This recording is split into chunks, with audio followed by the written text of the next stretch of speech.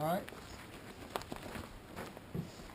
Now for sake of time, I wanted y'all to see the bow drill. Sean wants y'all to see the bow drill, so I'll show you that one first. If we have time, we'll go back to the ferrous area rod. The bow drill has three components.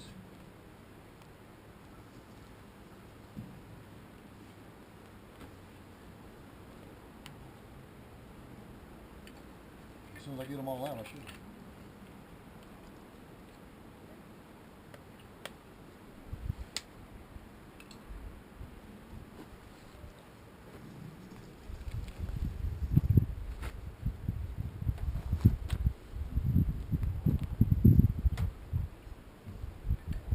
Alright. Did you go like this with a stick? Do that? I've done that before. It's called a hand drill. A hand drill takes a lot of practice, tons and tons of practice, and you have to do it all the time. I mean, you have to really, you know, once a week at least. Because the whole thing of the hand drill is building the muscle memory in your body to do this motion and put pressure down at the same time, which is very difficult. The bow drill is a little easier, and the only thing that it takes is not natural is a piece of cordage. I've generally always got my shoes on if I need cordage, or I carry cordage on my knives, so I always have some kind of cordage to use a bow drill, to string a bow drill with. So you need a stick of wood to make a bow with. It doesn't have to be curved, but it needs to be something that's going to be stiff and not flex with you. I like one that's curved. And all you do is tie your wood, or tie your string to the front of the wood and tie it to the back. Now, that's your bow. The second thing you're going to need is a fireboard or a mantle, okay? And this is what the spindle is, the other piece. This is what the spindle is going to create friction against in order to create hot dust and create a coal, okay? Now. So you just need any kind of thin board? No, I'm going to tell you. You also need a handhold. A handhold, this is a piece of bone. I use a piece of bone. You could use wood. If you use wood, you've got to have some way to lubricate your spindle. Your handhold puts pressure down on top of the spindle in order to create friction. Okay? I use this bone because the wood just slips around it. So it doesn't, I don't need any kind of lubricant. If I used wood, then I could get pine sap or use animal fat. You could use the oil off your own body if you needed to.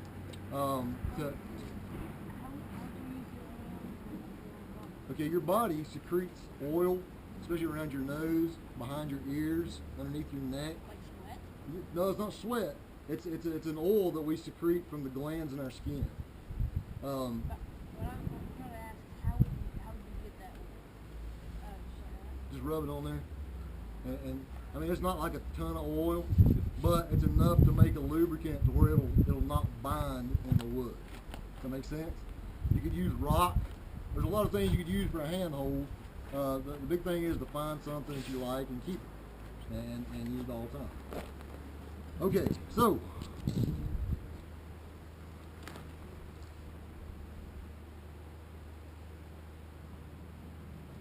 I'll tell you what. Let me walk through the entire. We got enough time to walk through the whole process. Sure. You sure? What time is it? It's 20 after 3. Yeah, you got plenty of time. Okay. So the first thing we want to do is we got to burn the board in. I'll tell you what. Before I show you that, let me show you the type of wood. You were asking about the type of wood you need. Yes, yes, yes. Let me grab this back here. Guys, you can pass these around if you want to. For the wood that you need something that's a hardwood, but not so hard that it won't burn. Okay. So what we do is a thumbnail test. You take and get you a piece of wood. It should be light, very light. Get a piece of wood, press your thumbnail into it. If it makes a little indentation without crushing all the way through it, then it's good wood. If it crushes all the way through it, or like this, where bugs have got into it and it's too far decayed, then that wood won't work. Okay, so it needs to be something that's very light and kind of porous, and that's you look for this type of wood. I try not to make a list of different types. Like this is yucca. This is a yucca stalk from the yucca plant. But I try not to make a list of woods that I can use. I look for a particular type of wood that I can use. Okay.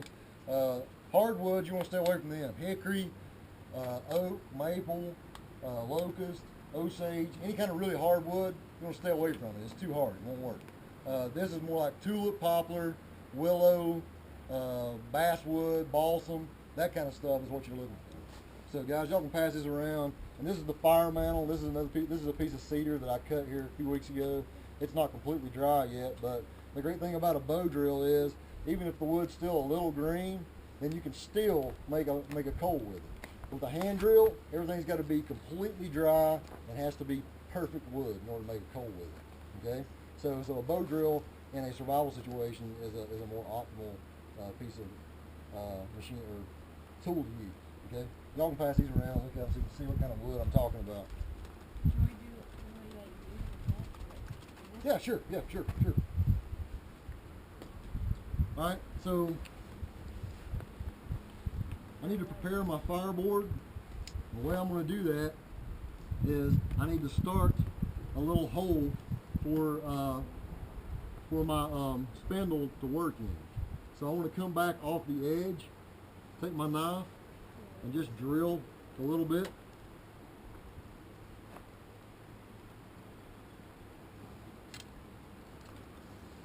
Try to drill me a little hole out there.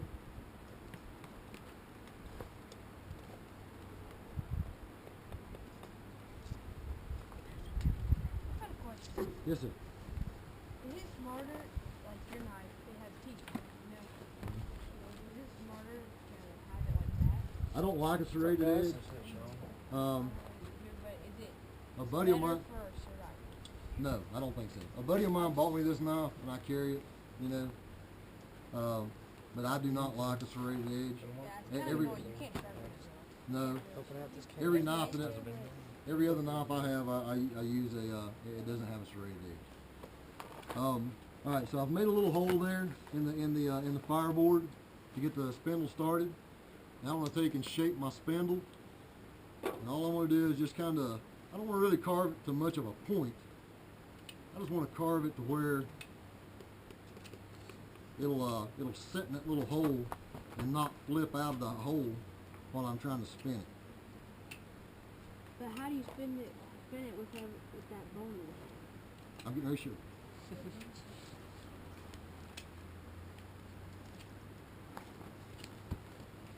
Y'all getting ready for the big day? Yeah.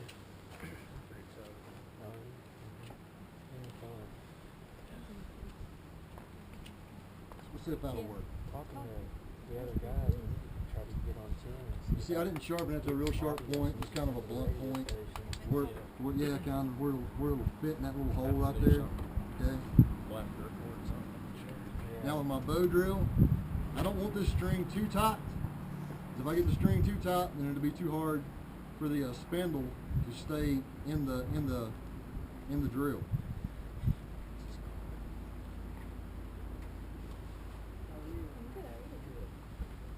So I'll just tighten it up a little bit. I can adjust how tight it is there. Now when I put my spindle onto the bow, I want the spindle to be to the outside of this cordage.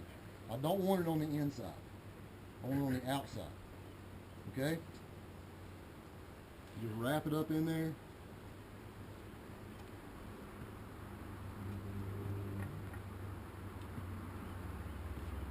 You can see how tight that is. That's probably too tight. It'll loosen up when I start using it. Another thing that's important is once you start using one end of your spindle on the fireboard, that end of the spindle always goes on the fireboard. Okay? So I put one foot on the fireboard, like so. I put the spindle down that little hole that I made, and that may flip out a couple times. It usually takes a little while for me to get this thing to working properly. Take the handhold that you were talking about, take the handhold, put it on top of the spindle, I want to brace the back of my wrist against my shin.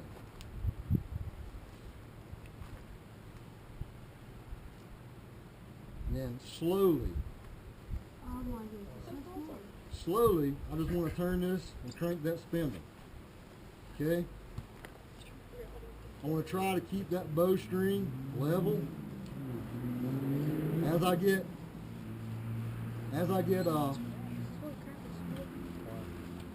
comfortable with it, pick up speed. Smell it.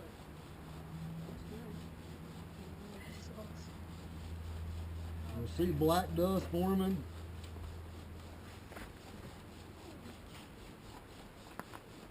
Oh my lord, it's so crazy. Okay. So I should have a pretty good socket made there. Lift it up off your fireboard, set it to the side. Alright, now I'm not going to make a coal from this. I could. You can already see a coal starting to form there. But I'm not going to make my coal from this. Oh. You've seen that, right? Alright.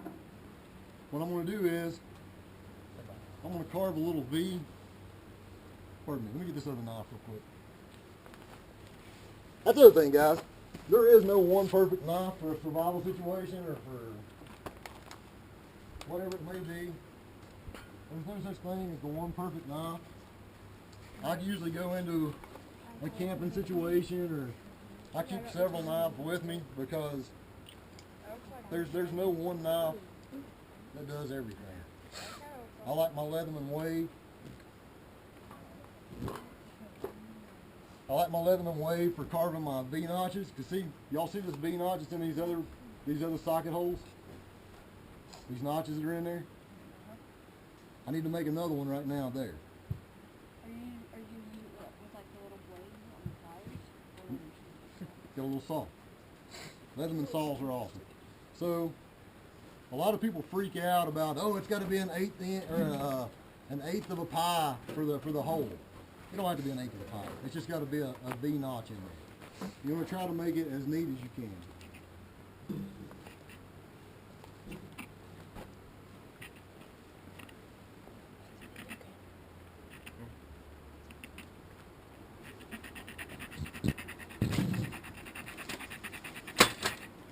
You want to go almost to the center. You want to go almost to the center of the socket. See that? You go almost to the center of that socket. Now go the other direction.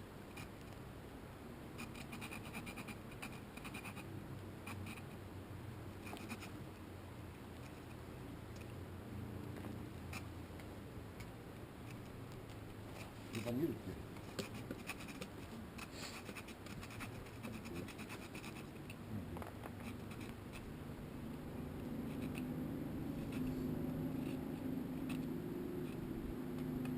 Now, most of these survivals you see on YouTube and stuff, they would freak out over that. They'd be like, oh, that's horrible. It's not straight, the sides ain't, perpendicular and angled and all this stuff. That stuff doesn't matter. A lot of those guys you see on YouTube are hobbyists. They only do this inside their house and in a controlled environment. Very seldom.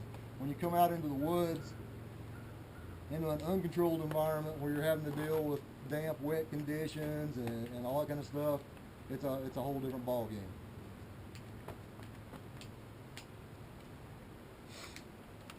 So again, I'm going to string my bow drill same way I had it. Well, pardon me, let me go back. I'm going to need something to catch this coal on. Now, in my fire kit, I always carry a little piece of leather. You can use a leaf. You can use a piece of bark. There's a lot of different stuff you can use. I'm going to use this piece of leather to catch the coal on.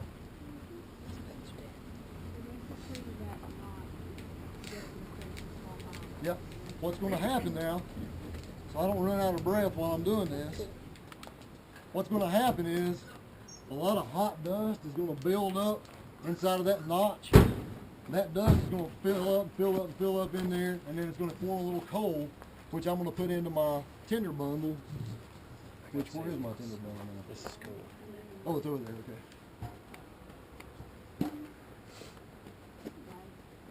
So I'm going to put that hot dust inside of that tinder bundle, and that's what's going to bring us to a flame. Let's see this.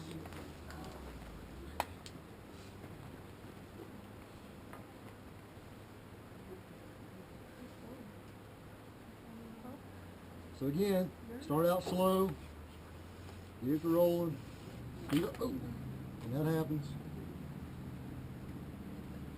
What's happening is my string's actually too tight, but I like to start out with the string getting tight.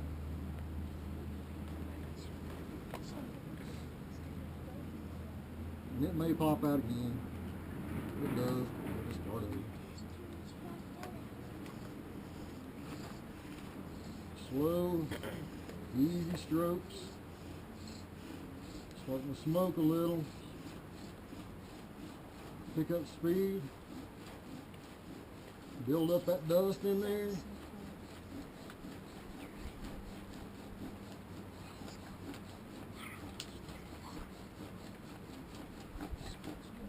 Now, we'll pick that up, set it to the side.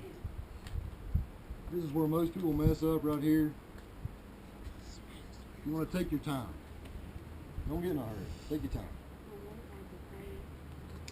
Nope, that coal is still forming. As long as there's dust there, it'll continue to form. We can add some coal, a little bit of dust to it. Now I'm gonna, Burnt that little piece of poplar, is that what it is? this, Yeah. got the cedar. Cedar. Yep. Cedar. So, now I'm going to put it in my bird nest here. If I can pick it up without dropping.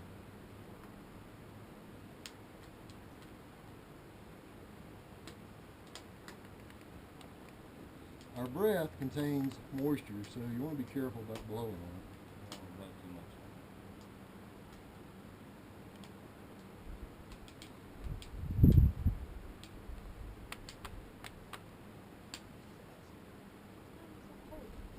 Oh my How cool. That's so cool.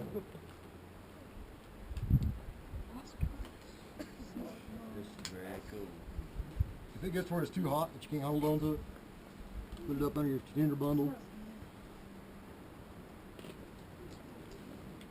Oh my goodness, that's a lot of smoke for one little tiny coal. Oh, that's cool.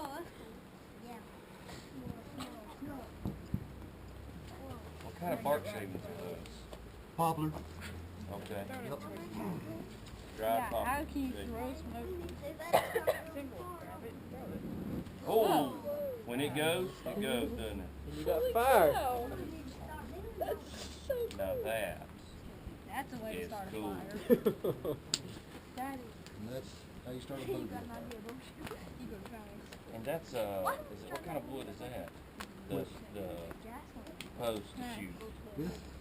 Oh, the no, little spindles. post. The spindles. Yeah. This is yucca. Guys, yucca, I don't have any with me. None around here, I don't see. Yucca, you see it all over the place here. Once I tell you what it is, you'll see it all the time. It's a plant that grows about this tall. It's got leaves, green leaves, and it's evergreen. It's green all the time. It's got green leaves that come out of it, and they kind of, they're prickly like a cactus. You know what I'm talking about? There's a stalk that grows up from the middle of it during the summertime. It has white flowers on it. People put it on in their yard and stuff, and those flowers are beautiful. They're also delicious. So this is a yucca stalk, and it grows all over the place. You know what I'm talking about? The plant I'm talking about? I'm racking my brain.